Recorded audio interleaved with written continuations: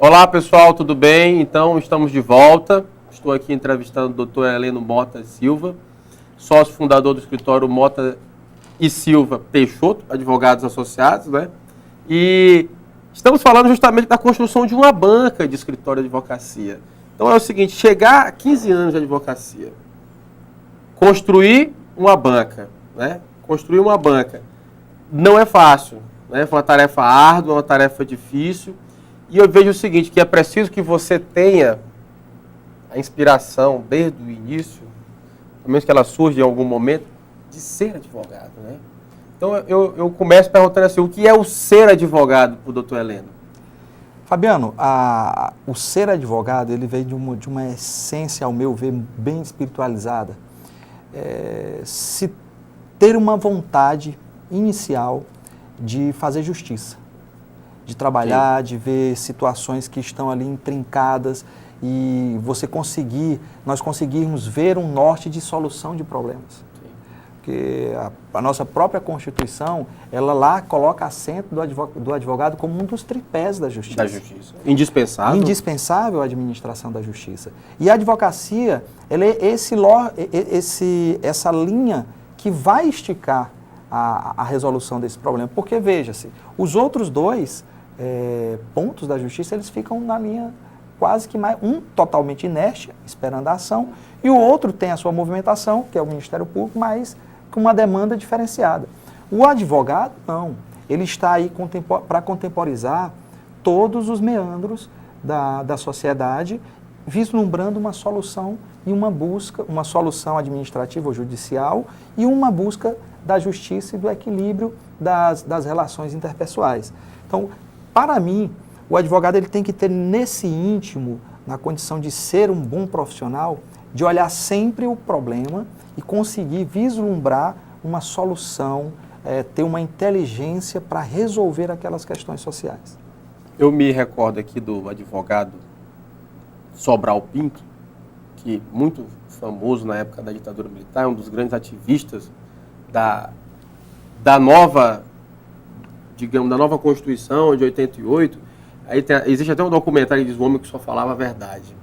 Ele era um advogado muito famoso, um cara muito conhecido, onde ele trabalhava, tinha muito sucesso, mas não ganhava dinheiro, dizia até o seguinte, ele não sabia cobrar os honorários, né? Ele não sabia fazer isso, talvez uma coisa da personalidade do indivíduo.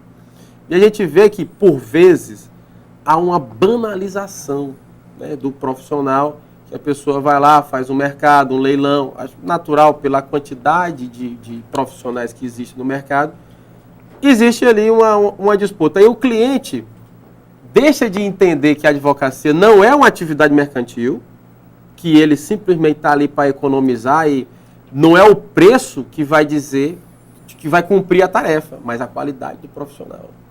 Né?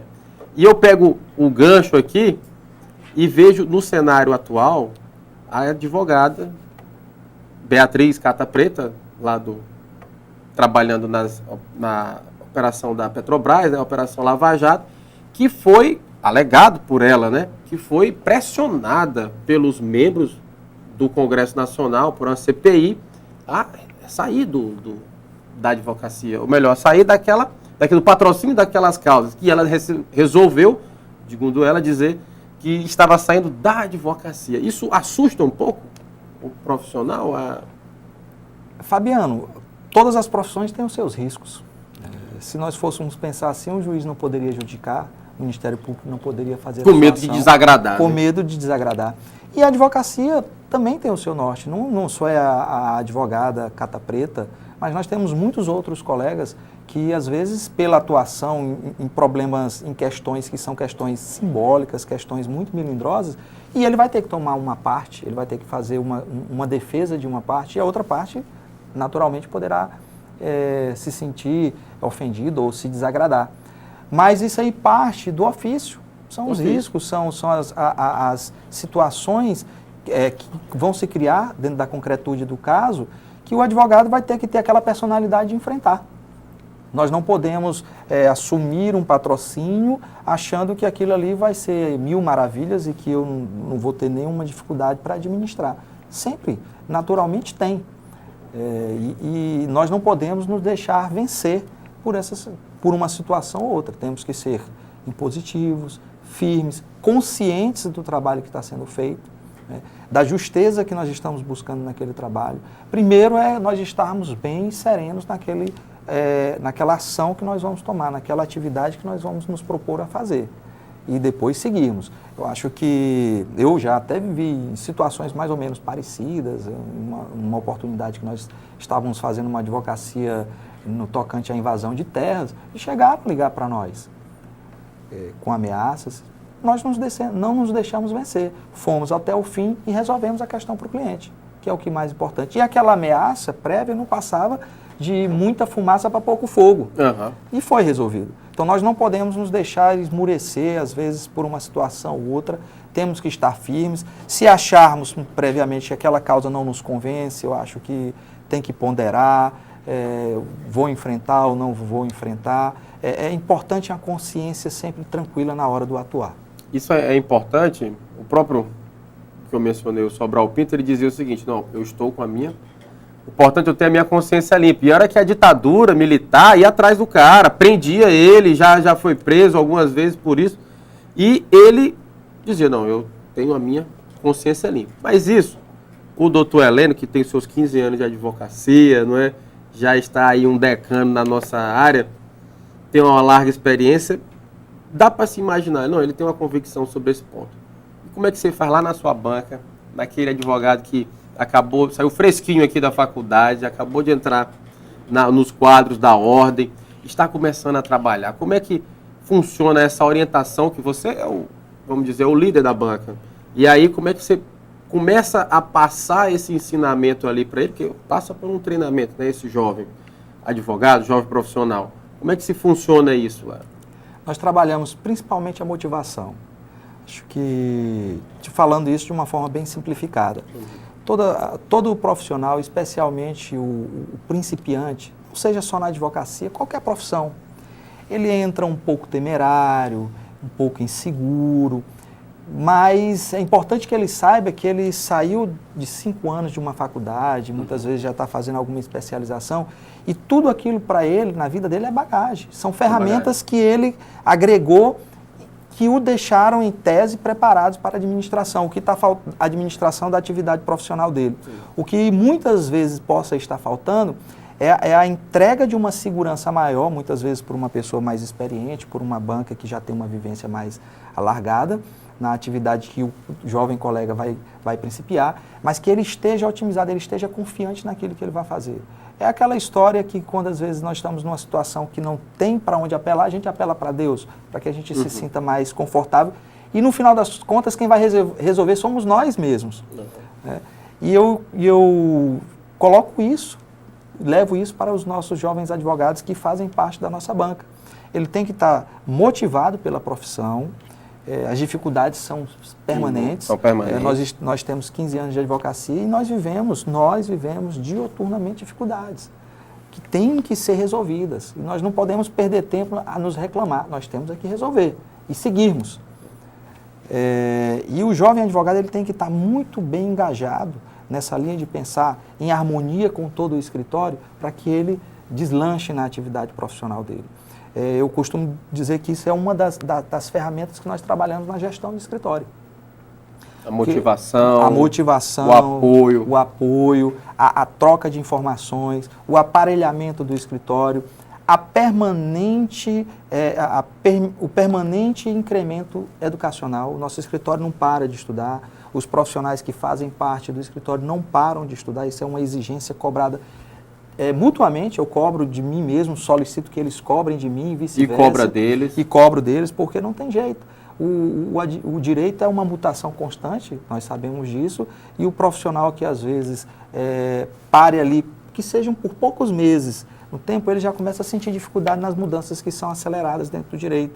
O judiciário muda a visão de uma matéria que é constantemente vista por uma linha, e se nós não estivermos na dianteira, na vanguarda dessas mudanças, nós podemos pecar e trazer um prejuízo para o cliente ou trazer um prejuízo para a própria banca. Isso nós não podemos admitir. Então, treinamento constante, investimento em tecnologia, investimento em capacitação, trabalhar a motivação do colega, especialmente do colega mais jovem, isso tudo são aspectos que nós trabalhamos intensamente dentro da nossa banca. Isso é muito importante, esse apoio. E eu vejo o seguinte, eu que sou também administrador, admiro, né, a administração de um escritório, de uma banca, porque não é somente um profissional. Um profissional já dá muito trabalho. E você tem que saber organizar o tempo, as tarefas, talvez seja tão difícil quanto, porque é só você. E você tem que estar se cobrando, né, esquecendo qualquer tipo de subterfúgio, um empecilho para um prazo, para alguma coisa, e se cobrando para a coisa dar certo. E quando você junta num escritório, numa banca, são pessoas, são colaboradores, são trabalhadores. Naturalmente, existem dificuldades da relação interpessoal. Isso. Claro que você encontra em várias organizações um clima organizacional muito bom. E se você dissemina essa cultura da tecnologia, da preparação, do constante aperfeiçoamento, você motiva realmente a pessoa. Eu realmente admiro essa parte. E quanto assim ao marketing do próprio advogado, né? O que você recomenda assim, que o sujeito possa fazer aí para ele manter o seu nome vivo, limpo, né? Seja ouvido, seja procurado pela sociedade? Fabiano, o profissional, nós sabemos que o marketing, a publicidade, a propaganda do profissional da advocacia, ela tem as suas limitações que são Exato. Regradas pela Inclusive, própria legislação específica. Tem gente que diz o seguinte, não é proibido fazer publicidade do advogado. Não é que seja proibido, existem as limitações. Existem as limitações. As limitações. E o melhor caminho de nós levarmos a nossa imagem profissional somos nós mesmos estarmos muito bem preparados profissionalmente, zelosos com o passo a passo. A nossa principal venda somos nós. Eu não tenho como levar uma venda ostensiva de quem é Heleno ou de quem seja Fabiano Pinto. Mas eu tenho como trabalhar bem a minha imagem como profissional envolvido, engajado em todas as áreas que nós vamos nos envolver. Quando eu sou Heleno pessoal, quando eu sou Heleno profissional de advocacia, Heleno representante da nossa instituição, na militância em prol da instituição, na busca de zelo pela defesa das prerrogativas, em zelo pela ética profissional do advogado, nós temos que trabalhar todos esses meandros, que cada um são segmentos que formam um todo dentro da nossa vida profissional, de uma forma muito bem preparada, de uma forma honesta, digna, muito proba. Por quê? Amanhã, as pessoas que nos olham, elas vejam, não, é um bom profissional, é uma pessoa serena, é uma pessoa justa, é uma pessoa que, onde ela está envolvida, onde ela procura se doar, ela busca trazer bons resultados e equilíbrio. E isso eu volto um pouco para a gestão de escritório, Fabiano, no tocante da resposta maior que o escritório busca em relação aos profissionais que fazem parte da banca, sempre otimizando a meritocracia. Sim. A gente não quer nada engessado, nós buscamos sempre que os profissionais tenham uma flexibilidade de atuação e tragam respostas, e essas respostas são avaliadas como méritos dentro da banca. Tanto que ninguém tem uma figura de eu só posso fazer isso ou eu não posso fazer isso. Todos podem fazer e muito dentro do projeto que nós temos no escritório. E a gente busca dar essa resposta avaliando a meritocracia de cada profissional que faz parte do grupo. Porque eu vejo o seguinte, quando o profissional ele é reconhecido, ele é destacado, até o juiz, o promotor fala, rapaz, esse advogado é bacana. Quando você entra na sala da audiência, você defere e vê que, não que haja desrespeito com um ou com outro colega, mas quando entra aquele profissional que é admirado, o juiz se depara com aquele sujeito e o admira. Não que isso vá comprometer o julgamento dele, mas que ele enxerga naquela pessoa e diz, rapaz, tipo o professor Raimundo, eu queria ter um filho assim.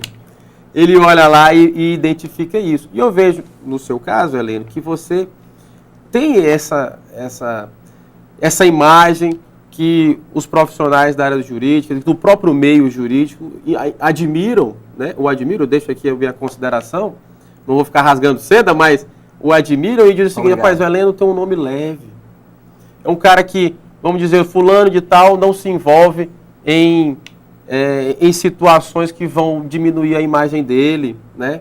Quando a pessoa fala, você para escutar. Então isso é que é importante, você adquirir esse respeito por isso. Muita gente fala o seguinte, que imagina um advogado bem sucedido, é aquele advogado que anda num carrão, que tem um relógio caro, que anda sempre de terno, bem vestido e tudo mais. Mas o que vale é a sua atuação profissional. O que vale é você não ter nenhuma mancha, uma nódoa, uma marca negativa na sua carreira, né? E é isso que vale, né? Você está pronto para aparecer da maneira saudável.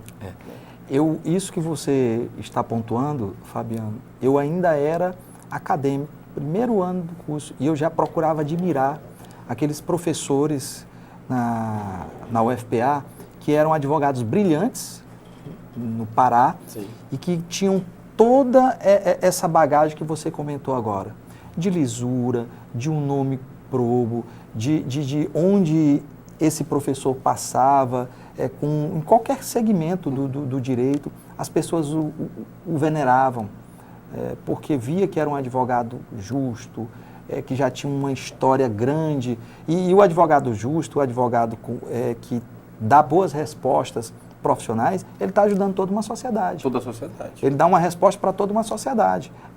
Avaliemos a importância do advogado. Ele está envolvido num problema, vamos lá, numa questão indígena ou numa questão de terra, são várias pessoas envolvidas e vão depender de uma resposta profissional bem alinhada. E eu sempre admirei. E eu tinha comigo aqui, como é que eu vou fazer para um dia alcançar uma referência de um bom profissional, de um profissional que atua com lisura, que se vê que tem coisas que podem manchar o nome na história profissional, procura evitar, sempre buscando essa referência afinada com o que seria um princípio de justeza. Um princípio que as pessoas possam notar e tratar, olha, é uma pessoa que, se nós conversarmos, nós não vamos buscar problemas, mas nós vamos ver soluções. Você, como conselheiro da Ordem, né, no Estado do Maranhão, identifica justamente esse papel que o exercício da cidadania passa pela advocacia. O cidadão, ele depende do advogado para realizar o seu direito, não é verdade? Então, é isso que você fala. O cara atua, é advogado, é o munus público, mas seu ministério é privado. É o que diz, né, o Estatuto da Ordem e da Advocacia. Você trabalha privadamente, mas a sua função é uma obrigação pública, uma necessidade pública indispensável, né, para a administração da justiça. É verdade. Quando se trata de conceito institucional, de OAB, enquanto entidade de representação da classe, e a OAB não fica restrita à classe, vejamos que em todos os aspectos nacionais, de referência, de repercussão nacional, de importância nacional, a OAB é chamada para ser ouvida e ela tem uma representatividade muito forte. E nós sentimos isso aqui, e por mais que seja a nossa atividade, seja uma atividade, Fabiano, isenta de remuneração, mas nós, quando chegamos a uma etapa da vida, onde a nossa profissão, nós já temos essa possibilidade de nos doarmos, sim, enquanto representantes da classe, de fazer atividades em prol da classe, tem que chegar esse momento, porque é importante, a classe ela precisa estar harmonizada, ela precisa se sentir protegida, ela precisa se sentir fortificada diante da representação de bons colegas, de profissionais de boa referência, que buscam a linha da honestidade, que buscam a linha da firmeza. Eu costumo dizer que o advogado ele tem que ser, sim, pela essência da profissão dele, um diplomata, mas não pode perder a firmeza. Se tem que resolver uma questão, nós resolvemos com firmeza e chegamos até o fim. Mas, para isso, não podemos perder a elegância, o bom trato, a boa convivência, não podemos perder o diálogo nunca. O diálogo, a urbanidade, isso, a linguagem. É verdade. Olha, doutor Heleno, eu sei que nós temos assunto e temos tempo, que eu havia preparado aqui uma lista, né, gigante aqui de coisas para conversarmos.